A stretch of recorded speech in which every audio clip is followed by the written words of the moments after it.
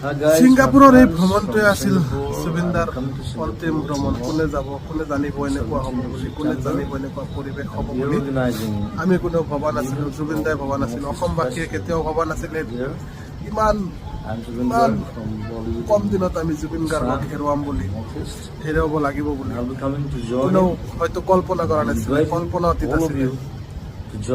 তো জুবিন গাৰ্গ আমাৰ মাজত আৰু নাই। খবৰটো খুবেই মৰ্মাহত, খুবেই মৰ্মাহত। বহুত দুখ পাইছোঁ, কাৰণ মই জুবিন গাৰ্গৰ বহুত ভাল ভক্ত আছিলোঁ। আল্লাহ ভগৱানে য'ত ৰাখে ভালে ৰাখক। তেখেতৰ বিদেশী আত্মাৰ কাৰণে দোৱা কৰিছোঁ যাতে স্বৰ্গত স্থান পায়। জুবিন গাৰ্গৰ কাৰণে সকলোৱে দোৱা কৰিব, সকলোৱে আশীৰ্বাদ কৰিব যাতে স্বৰ্গত স্থান পায়। তেখেতৰ চিৰ বিদেশী আত্মাৰ কাৰণে সকলোৱে দোৱা কৰিব।